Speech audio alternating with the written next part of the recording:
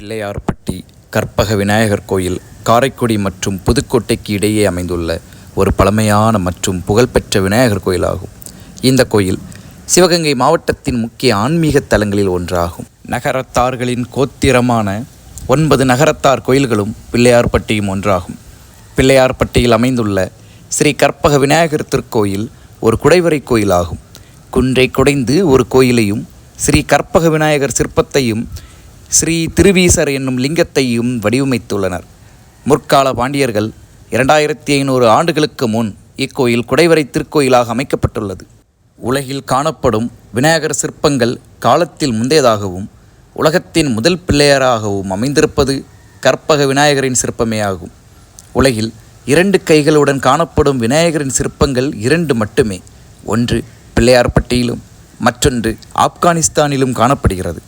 ஆப்கானிஸ்தானில் உள்ள விநாயகரின் சிற்பம் நீண்ட கோலத்தில் அதிகமான பிற்கால அணிகலன்களுடன் காணப்படுகிறது. பிள்ளையார்பட்டியில் கற்பக விநாயகர் சிற்பத்தில் 2 கைகள் மட்டுமே இருப்பது தனிப்பெரும் சிறப்பாக குறிப்பிடத்தக்கது. கற்பக விநாயகரின் சிற்பத்தை வடிவமைத்த சிற்பி அதன் அருகிலேயே அவரது கையெழுத்தை கல்வெட்டில் செதுக்கியுள்ளார். எக்காட்டூர் கோன் பரணர் பெருந்தச்சன் என்ற அவரது கையெழுத்து கிமு 4ஆம் நூற்றாண்டு முதல் 5ஆம் நூற்றாண்டு வரை புழக்கத்தில் இருந்த தமிழ் வரிவடிவ எழுத்தில் உள்ளது. எனவே சிற்பத்தை வடிவமைத்த காலம் சற்று ஏறக்குறைய கிமு 5ஆம் நூற்றாண்டு என கொள்ளலாம். தெய்வீக சிற்பக்கலை வரலாற்றின் மூலமும் நமது கல்வெட்டுகளின் சான்று ஆதாரங்களின் மூலமும் பிள்ளையார்பட்டி கற்பக விநாயகரின் சிற்பமே உலகத்திற்கு முதல் பிள்ளையார் வடிவம் என அறியலாம். கற்பக விநாயகர் தனது கையில் மோதகத்தை வைத்திருக்கவில்லை. யோக நிலையில் உலக நன்மைக்காக கையில் லிங்கத்தை வைத்து ஞானதவம் புரியும் திருக்கோலத்தில் அமர்ந்த நிலையில் காணப்படுகிறார். அவர் யோக விநாயகராக இருப்பதால் கேட்ட வரங்களெல்லாம் எளிதில் கொடுக்க வல்லவராகவும் இருக்கிறார். விநாயகரின் தும்பிக்கை வலது பக்கமாக வளைந்திருப்பதும் ஒரு தனி சிறப்பாகும். வலம்புரி சங்கு போல் வலம்புரி துதிக்கையும் தனித்தன்மை வாய்ந்தது. வடக்கு திசையை நோக்கி இருக்கும் வலம்புரி விநாயகர் இவர் மட்டுமே. எனவே வலம்புரி விநாயகரை வணங்குபவர்களுக்கு வெற்றி மேல் வெற்றிதான்.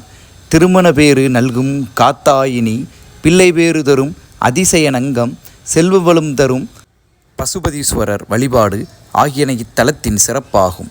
கோயிலின் வெளிப்பிரகாரத்தின் வடத்திசையில் விசாலமான திருக்குளம் ஒன்று உள்ளது. விநாயகர் சதுர்த்தி நாட்களில் விநாயகர் மூஷிக வாகனத்தில் இந்த குளத்தை சுற்றி வரும் நிகழ்வும் நடைபெறும்.